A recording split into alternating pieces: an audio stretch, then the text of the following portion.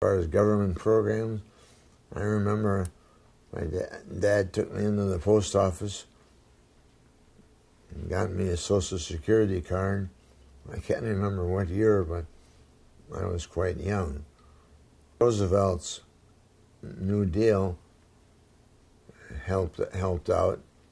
Because you had things like the WPA, Works Progress Administration, and you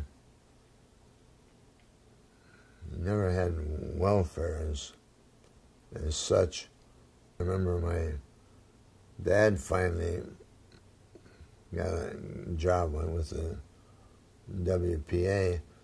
One of the things they did was to tear down the old hotel where we were able to get materials to build up our house on the farm. We had just bare land to start with, and Monopoly and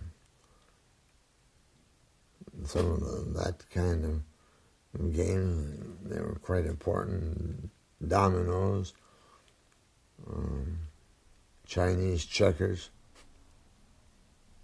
We did a lot of the usual things. There was always sloughs or ponds or something, and in the wintertime they'd freeze over, and eventually we got some old skates that you'd strap onto your shoes, and you'd clear the snow off the ice and learn how to skate.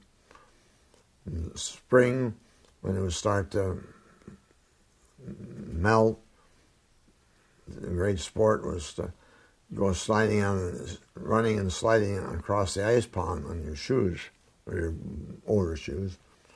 And as it would start to get warmer, the ice would get thinner, and you could see it bend, kind of like a rubber sheet.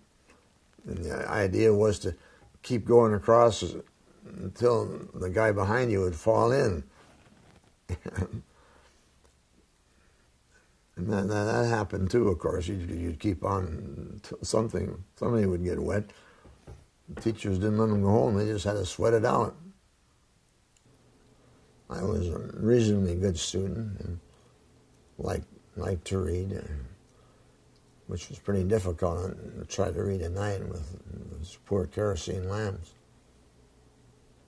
But, yeah, school, I probably liked literature and English, history, as opposed to math, particularly the higher math, because we didn't always have the best qualified math teachers. And my mother in particular put the idea in my head that all of us should go to college. I don't know how we were supposed to do that because there was no college around. I guess you got to start with the desire.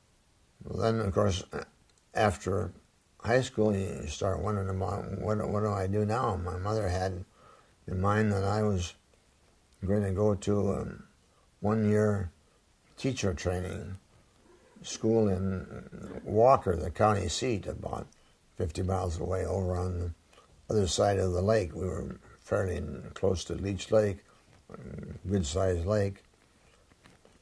And so I had good enough grades, and I got into the normal teacher's training program for a year. The county superintendent would be around, and he lived, his office was in the same town, and I worked for him some in his office too, filing and doing whatever I could do to make a little extra money.